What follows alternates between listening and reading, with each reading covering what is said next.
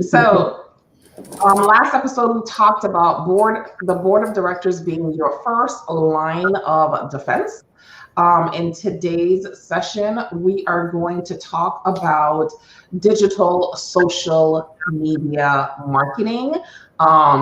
We see a lot of stuff on social media that really should not be there, can get you in tons of problem, definitely not mission aligned, just chaos. So we're going to talk about some of that today, right? And how that relates to your marketing strategies for your social impact business.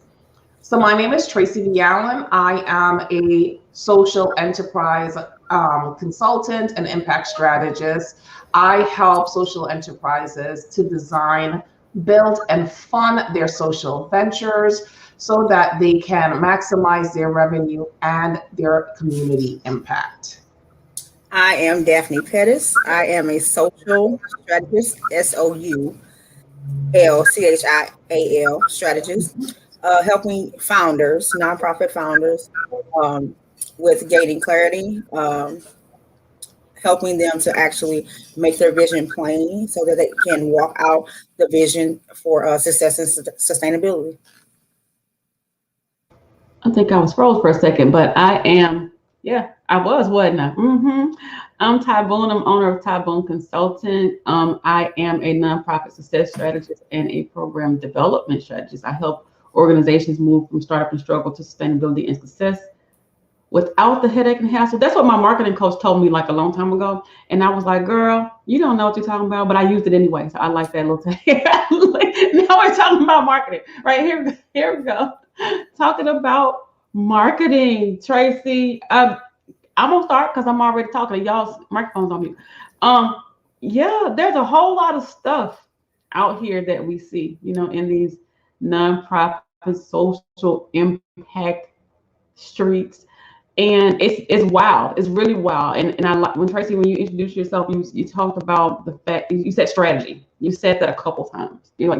Strategy. And a lot of times I see what people are doing. They're getting out here with absolutely none whatsoever, no strategy whatsoever, randomly doing things, hoping that somebody thinks it's marketing, and then thinking that it appeals to a certain audience. Now, when I talk to folk, and I know we sometimes use them interchangeably, but I talk about priority populations and target audiences, and I talk about them in a different vein. Like some people use them as the same.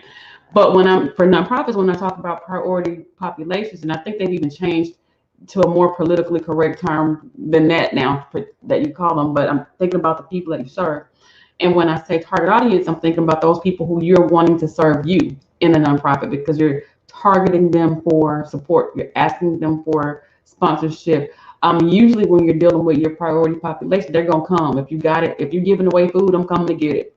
Somebody just needs to tell me that it's there, right? But if I want you to give me support, I want you to give me money, then I'm going to have to be classy. I'm going to have to show up where you are. I'm going to have to present myself in a way that makes, where's my mug? I don't even have it right here. That makes me worth funding, right? Be worth funding. And sometimes we won't do that because we're tagging 1,000 people on Facebook. We're popping up in folks' inboxes. We're halfway doing things raggedy. We're branding ourselves. And I see this a lot for nonprofit organizations. And I tell founders and executive directors, I'm happy for you. I'm glad that you got your 501c3 approved and you're a nonprofit founder. But I don't want to go to your website and see a bunch of pictures of you. I don't want to see your glamour shots and you are an organization, a nonprofit organization, and you're supposed to be serving some people. And I don't see anything about the people. I always see you. That's not the effective way to do this, right? If you're serving people, you're making a difference. When I go to your website, I want to see what difference you made. I want to see what you're doing, who you're serving. I want to see something. Tracy and I talked, I think at the end of the year about end of year reports and having those things available on your sites and stuff. I want to see stuff like that because I'm trying to figure out if I'm going to give to you. I want to see statistics about what you're doing. I want to see how you're making a change in your community. But what we are seeing is folks go, okay, I got my 501 I'm looking for a makeup artist. I'm taking, I mean, nothing's wrong with that, but I'm saying if that's your brand, but you don't own this. You don't own the nonprofit. That's not your thing. That's not your brand. You're on mute, Tracy. Okay.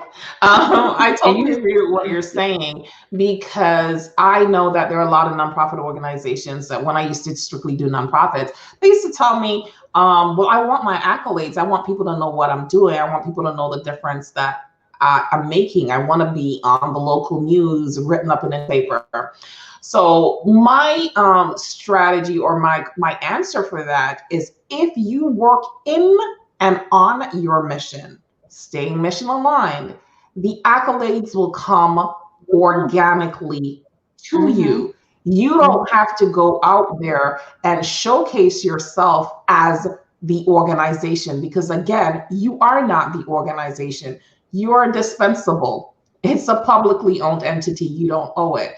You don't own it. So when you're showing up on social media, doing your digital marketing, I don't care what social media platform it is. So yes, you can come out and talk about the organization as the ED, founder, executive, CEO, whatever it is that you're calling yourself, like Daphne said last time, right?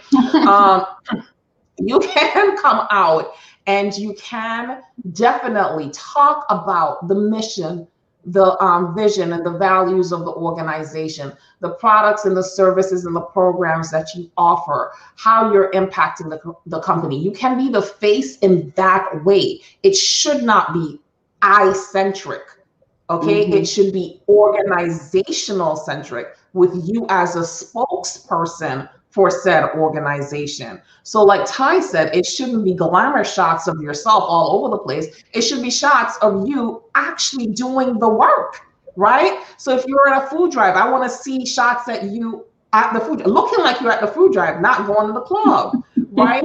So I'm just saying, because you see that sometimes, right? I always make the references that if you are afraid of the population that you're going to serve, or if you're not willing to blend in with the population that you're about to serve, you're in the wrong field. Okay, you cannot take your 5-carat diamond ring to the hood to give out food. That just doesn't work. You asking to get jacked, right? And they're gonna look at you like, what are you doing here? Like, we're not a pity party. You have got to get down close and personal with the population that you're going to serve. So when we look at your social media platforms and we look at your websites, that is what we're looking for. We're looking for, and the last thing that we're going to do is telling stories. We're looking for the stories that you have. Those are those success stories, those impact stories that you have of people who have gone through your organization and have done great things. They've changed your life. You've impacted them in some way. That they can go ahead and help to impact someone else, because impact is a trickle-down effect, right? It doesn't stop with the person that you help. That person should be so empowered that they now help somebody else and they help some. That's how you change communities, right? So we want to see these things on your social media platform. We want to see the stories. We want to see the services that you're offering, the benefits of these services. We do not want to see you constantly asking for money. That tells me that you have no funding plan, no funding strategy for your organization, and you literally are out here looking like you're begging for $1, right? If every time I turn around you have a fundraiser, I am like, I'm not giving you my $1, I'm not giving you my $10, because either you're mismanaging funds in your organization, or you just don't have a funding strategy. It's just like, okay, well, we need $200 to do it. Let's go to social media and ask you $200. Like, you can't do that. When people look, so when people are going to make decisions, right, about who to give their monies to, they're doing a deep dive search. At least I am. I'm sure Ty is, and I'm sure Daphne is. We're going to look at months past in your social media, not the last week, because you just started revving up and doing something like what you should be doing because you knew you were going to come out and ask for this money. Your social media platform, you should have a social media strategy, marketing strategy of how you're going to come into this space to represent your mission and accomplish your vision. So I guess my my role in this is to speak to those passionpreneurs, as we call them. We know the ones who will say that I am the story of the nonprofit organization because I started it with the point that I went through whatever the service is. And so they will say that, I'm supposed to be on social media. I'm supposed to be the one telling the story. I get that. I understand that. However, you're not supposed to be the only one who is represented on on any platform. True enough, you as the founder, tell your story, but you should be telling your story in a way that actually connects with those who are a part of the nonprofit and those who are seeking to support the nonprofit. It shouldn't be like they say, glamour shots of you every 2 months, or as we see every week or so about what's that's not telling your story or telling the story of how you overcame whatever it is that the mission of your organization is, and to utilize those people who you are actually helping as a part of those success stories. You're not the only success story. And if you are the only success story of your nonprofit organization, then that tells something else totally different. And that's a different story for a whole different day. So, but, but point, when you do come on and you're constantly telling your story and you're not allowing other people to tell their story, you're not showcasing other stories, it looks like you're the only success story of your organization. That is why you want to have a wide girth of people who are telling that story. And that's not impact, right? Because if you're the only one benefiting, that's not exactly impact. That's personal development. Mm-hmm. Okay, and that's what that is. It's personal development, right? It's not an impact of your organization, right? And we do get the fact that there are nonprofits that are actually starting, and it's okay to actually showcase that you are starting a nonprofit organization. Mm-hmm. Somewhere, I think that starting nonprofit organizations have gotten the idea that they have to look like they got it together. Mm-hmm. So if you look like you got it together, who gonna help you? Mm-hmm. If you you look like you're lying, and it's just the honest to God truth. You look like you look like you're lying. So if you have the glamour shots and everything looks totally always together, and then you're out here saying that you're needing startup funds for this, people are looking at you like nothing. It's not connecting. It's not connecting. What you're saying and what you're showing is not merging together. So, as we say, tell the truth, tell the truth, and shame the devil, and it's okay. It's okay to be a startup nonprofit organization that is growing. That is the point. Nobody expects for you to, just start off and fly, but to actually show that progressive growth on social media would actually gain the traction that you need to actually grow your nonprofit organization. So don't be afraid to be that startup nonprofit organization that's actually growing. You don't have to have it all together right away, but show your progressive growth. Yes. I think we get caught up in the facades and we do it backwards. Like, it's one thing to come out and say, well, I'm a startup organization. This is the work we're doing. We're serving a couple people, and I have a couple of images of this to show, my digital blueprint, my footprint online. That's it. But then when you come out and you're like, okay, I'm the boss, and this is what the attitude is. I'm the boss, she boss, or whatever the hashtag people are saying these days. And so I have to glamorize all this stuff. This lets me know some things, especially if I see you the very next week asking for money to pay for your formation costs, asking for money to buy work books for your kids and your program. And I just saw you last week with a whole glamour show. This is how I know you don't have a board or you don't have a good board, because you had to pay for these glamour shots, right? And this is not about you. Why did you take the money that you had for the glamour shots to put it into the programs that you're trying to facilitate? Why did that money go? That didn't make sense. So you don't have anybody providing any kind of oversight to let you, or you don't have a good sense of management yourself, because this is not about you.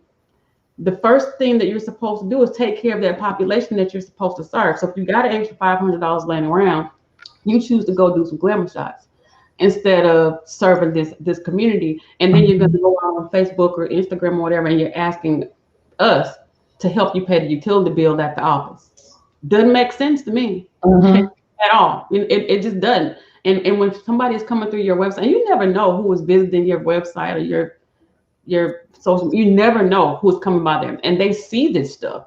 They see your behavior, right? They see what you're asking for money for.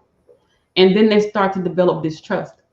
It's like, okay, if every week they're, like Tracy said, if every week you're asking for $10, who's over there at that organization making sure the money goes where it's supposed to go? If they're still needing $10, does anybody know how to manage anything? If I gave you my money, if I gave you my $200 this week to help you keep the electricity on at your organization, next month, do you have a plan to pay for the electricity, or will we always be doing this? What's the deal, right? And some of that stuff, some of that internal stuff, just like, in your house, some of that stuff y'all need to take care of in secret. Nobody don't need to know. Well, that's true. You don't need to know about that. But I think the bigger issue, though, because I just had an extensive conversation with a bunch of nonprofits. I think the larger issue in this is that someone told nonprofit founders that nonprofits were the floodgate to free, that they should give everything away for free. Nonprofits should not make money. They should not charge for anything. All the services should be given to the public for free. And in turn, they should get everything for free. So, except the glamour shots, because they're going to pay for those. Oh, I've seen people finagle that freely as well. Really? So, Yeah. I think that's why we're stuck, in this whole nonprofit poverty mentality, where we're like, okay, I'm going to give everything for free, so I have to get everything for free. Doesn't make, for just commonsensical to me that, okay, well, somebody got to pay for something. I said, I said, nothing's free but salvation, and even Jesus paid for that. We right, so somebody has to pay for it.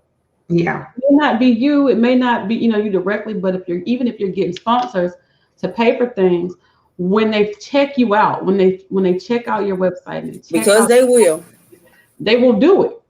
You got to be worth the funds that they're wanting to give you, even if they're giving it to you. You grant applications all the time that says, we're not accepting unsolicited proposals, right? And folks are like, well, how do they find me? They know about you on social media. They hear people talking about you out in the community, how you're showing up, how you're marketing, those kind of things. You're bored. You're bored. Those things. When they get to see that you're serving on your website and you're feeding the homeless, and we actually see you feeding the homeless, and not you just sitting there smiling and saying, I feed the homeless. You don't have any other way to know. You didn't put any. And I think it kind of goes back to what we talked about. And if you're interested, those who are listening, to go back and look at the live that we did on activities versus programs. It's also on the podcast, but we talked about activities versus programs, and I think that's where you're going with it, Ty, is that they're doing all these activities thinking that they're programs when they really are not. They're just activities to make it look like you're busy. Like when you were a kid and your mom's like, oh, you over there doing busy work, because you really ain't doing nothing. You just don't want to be bothered. So, so all right. Thank you for joining us for this session of Mission Impact. Next week, we'll be back with the next part of the series called Clients and Community Partners. And we kind of alluded to this in both sessions, but we're going to really dive deep into that. So stay tuned. We're always here. Wednesdays at 12. Bye.